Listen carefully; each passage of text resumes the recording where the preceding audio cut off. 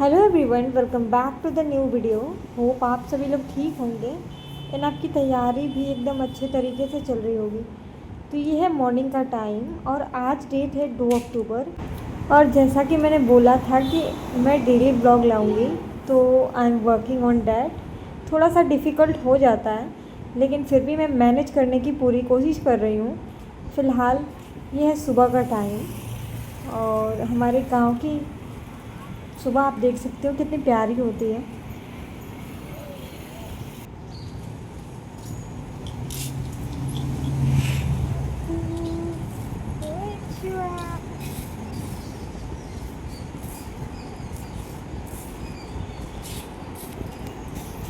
और सुबह में बाबू रोने लगा था थोड़ा सा घुमाने के लिए, तो मैंने सोचा कि चलो थोड़ा सा घुमा देते हैं। उसके बाद से जो भी काम थे वो ख़त्म किए और मुझे जाना था लाइब्रेरी। फ़िलहाल मैं यहाँ पे नहा धो के आ गई हूँ, लाइब्रेरी जाने के लिए तैयार हूँ। कंघी वगैरह अभी मैंने नहीं किया है, तो वो करना है।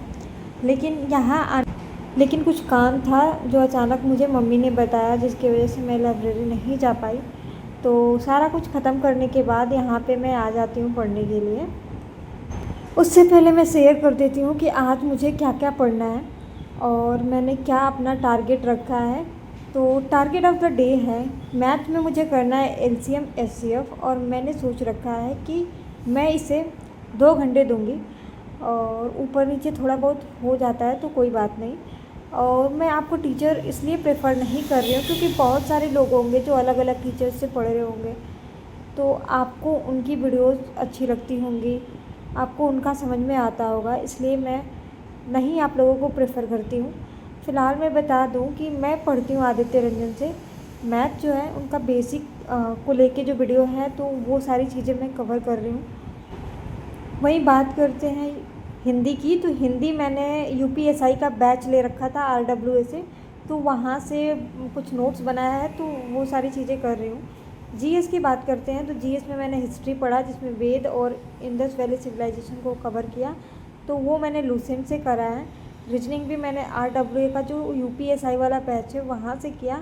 और इंग्लिश के लिए मुझे कुछ समझ में नहीं आ रहा था कि कहाँ से करूँ, तो मैं एक DSSS PRT का PYQ देख रही थी कि यहाँ पे क्वेश्चन कैसे पूछे जाते हैं, किस लेवल के। तो ईडियम फ्रेजेस मतलब और एरर स्प्लॉटिंग अरेंजमेंट, ये सारे क्वेश्चंस उन्होंने कराए। वही टीचिंग की बात करते हैं तो NIOS को लेके बहुत सारे लोगों का क्वेश्चन था, तो आप सिंपली जाके वेबसाइट है, आपको वहाँ से देख सकते हो, पढ़ सकते हो, लेकिन काफ़ी बोरिंग हो जाता है खुद से पढ़ना। तो यहाँ पे पूरा जो जितने भी ब्लॉग हैं, आई थिंक 5 या 6 ब्लॉग हैं, तो वो सारा कुछ गार्गी मैम ने अपने चैनल TWA पे करवाया है कंप्लीट। तो यहाँ से मेरा टारगेट ये रहता है कि एक दिन में 1 या 2 वीडियो देख लूँ। बेसिकली प्लेलिस्ट है एक वीडियो की, जो आप यूट्यूब पे जाके सर्च करेंगे तो आपको सिंपली मिल जाएगी। अगर आपको नहीं मिलती है तो बताइएगा, मैं लिंक भी उसका ऐड कर दूँगी डिस्क्रिप्शन में। तो टारगेट ऑफ द डे मैंने आप लोगों के साथ शेयर कर दिया। अगर आप लोग इसे फॉलो करना चाहते हो तो कर सकते हो।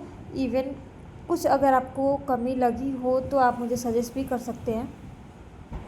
और यहाँ पे शुरुआत करती हूँ मैं जीएस से ही। तो जीएस मैंने जैसा कि बताया कि लूसेंट से कवर कर रही हूँ। तो लूसेंट से मैंने 2 टॉपिक पढ़ा। वेद का जो एक है जिसमें 4 वेद हैं, और उसके बाद से ये ख़त्म करने के बाद मैंने सिंधु घाटी सभ्यता पढ़ा, और ये मुझे 45 मिनट में मैंने कवर किया सारा कुछ, और ये पहले से भी मैंने पढ़ रखा है। उसके बाद से आई थिंक 15-20 मिनट का एक MCQ वीडियो जो 2x पे मैंने लगा के प्रैक्टिस के लिए उसे लगाया। तो जीएस के लिए बस मैंने इतना किया। उसके बाद नेक्स्ट मैं यहाँ पे करती हूँ रीजनिंग। तो रीजनिंग के लिए मैं कोई वीडियो नहीं देख रही थी। रीजनिंग बेसिकली थोड़ा बहुत पढ़ा है, तो मैंने सोचा कि एक प्रैक्टिस भी हो जाएगी, तो बुक से मैंने क्वेश्चन सॉल्व करे। कोडिंग डिकोडिंग के 50 क्वेश्चन मैंने लगाए, और बुक बेसिकली RWA की पुरानी बुक है जो मेरे पास थी, तो मैंने सोचा कि चलो इसी से क्वेश्चन कर लेते हैं रीजनिंग के।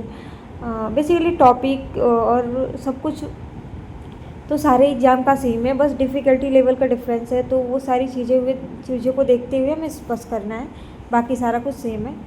तो रीजनिंग करने के बाद बारी आई मैथ की। तो मैथ मैंने जैसा कि बताया कि ऑनलाइन ही मैं कर रही हूँ। आदित्य रंजन से जो basic question Aditya Ranjan sir ने कंप्लीट करवाया है, तो वहाँ से मैं कर रही हूँ। आप लोग कहाँ से कर रहे हैं, do let me know in the comment section. और अगर आप किसी बेस्ट टीचर को जानते हो तो आप मुझे सजेस्ट कर सकते हो जो उनसे बेटर और एकदम appropriate to the point exam के लिए पढ़ाए, तो ज़रूर आप सजेस्ट कर सकते हो। और आप लोगों में से अगर कोई बैच लिया हो जिसका बैच बेहतर हो, क्योंकि जो पहली बार तैयारी करता है उसके लिए थोड़ा सा बैच वगैरह सही रहता है मेरे हिसाब से। लेकिन मैंने इतना अप्रोप्रिएट, मैं मतलब किसी से टीचिंग के लिए मैं जुड़ी नहीं हूँ, इसलिए मैं किसी और को जानती नहीं हूँ कि कौन कैसा पढ़ाता है। एक आध दो यूट्यूब पे फेमस टीचर हैं जिस सब्जेक्ट के लिए उन्हें जानते हैं, लेकिन उनकी पूरी टीम बाकी की कैसी है, तो वो चीज़ जानना भी इम्पोर्टेंट हो जाता है। इसीलिए आप अगर किसी का बैच लिए हो तो किसके बैच में कैसे पढ़ाया जा रहा है वो चीज़ें हमारे साथ ज़रूर शेयर करिएगा, क्योंकि इस वीडियो से सिर्फ मुझे ही नहीं बल्कि जितने भी हमारे व्यूवर्स हैं, जितने भी हमारे सब्सक्राइबर्स हैं, उन्हें भी ज़रूर हेल्प मिलेगी। तो आप ये ज़रूर करिएगा, कमेंट करना बिल्कुल भी ना भूलिएगा। तो नेक्स्ट मेरा मैथ की बारी आई, तो मैथ मैंने ऑनलाइन ही वीडियो देखे थे और कुछ क्वेश्चन राइट डाउन किए थे, जिसके सॉल्यूशन यहाँ पे मैं खुद से कर रही हूँ। एलसीएम एचसीएफ का ये नहीं है कि मेरा पूरा चैप्टर एक दिन में ख़त्म हो गया है, बहुत सारे टॉपिक बचे हैं। और जैसे एक टाइप का क्वेश्चन हो गया तो उस पर 4-5 क्वेश्चन ऐसे प्रैक्टिस कर लो तो ज़्यादा बेहतर रहता है। और मैथ में मेरी सबसे बड़ी प्रॉब्लम यही है कि एक चैप्टर पढ़ती हूँ, प्रैक्टिस शायद कम या फिर ना होने की वजह से मैं आगे बढ़ते ही पिछला वाला चैप्टर भूल जाती हूँ। तो ये मेरी बहुत बड़ी एक वीक पॉइंट कह सकते हो, वो है मैथ में। तो इस बार ऐसा बिल्कुल भी नहीं करना है, क्योंकि मैथ एक ऐसा सब्जेक्ट है जो हर एग्ज़ाम में हर जगह पूछा जाता है। तो मैथ के लिए हम इतना कह सकते हैं, तो मैथ्स एक कॉमन सब्जेक्ट है end of course gaining subject है, जहाँ से नंबर काफ़ी ज़्यादा स्कोर किए जा सकते हैं। और तो मैथ को बिल्कुल भी हम स्किप नहीं कर सकते हैं यहाँ पे। और यहाँ पे तो 20 नंबर का पूछा जाना है मैथ, अगर अच्छे से जिसका प्रिपेयर है पहले से तो इजीली 20 आउट ऑफ 20 स्कोर कर सकते हैं। इसमें जीएस वगैरह का सिलेबस काफ़ी थोड़ा हो जाता है, तो उसमें थोड़ा नंबर अच्छे आने के पॉसिबिलिटी कम होती है। लेकिन फिर भी मैथ, रीजनिंग ये सब एक गेनिंग सब्जेक्ट है जिसमें अच्छे स्कोर आपके बन जाएंगे। और सॉरी गाइस, एक्चुअली यहाँ पे डिस्टर्बेंस बहुत ज़्यादा होती रहती है, तो आई थिंक आप लोगों को कोई प्रॉब्लम नहीं होगी। अगर प्रॉब्लम भी हुई होगी तो I am really very sorry. तो जो मैंने क्लासेस ऑनलाइन ली तो वो चीज़ें मैं शूट नहीं कर पाई। और यहाँ पे हिंदी वाला नोट्स मैंने जो बनाया था यूपीएसआई की प्रिपरेशन के टाइम, वर्णमाला वगैरह, तो उसमें भी पूरा मैंने नोट नहीं बनाया है। तो मैंने सोचा कि जितना पहले नोट्स बनाया उसको कंप्लीट कर लें, इसके बाद से क्वेश्चन प्रैक्टिस पिछला वाला करते रहेंगे और आगे का जब क्लासेस हम लेंगे तो उसका नोट्स वगैरह बनाते रहेंगे।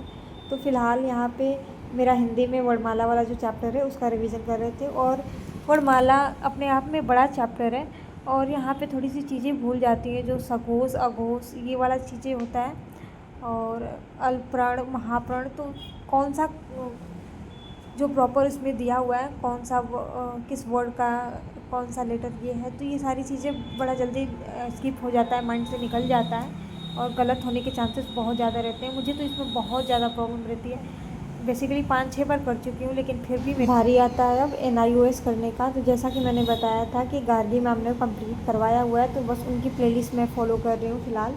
और ये कंप्लीट मैं सोच रही हूँ जल्दी से हो जाए, उसके बाद से क्वेश्चन वगैरह प्रैक्टिस करूँगी, तो बना के देखूँगी कि क्वेश्चन बन पा रहे हैं या फिर नहीं बन पा रहे हैं।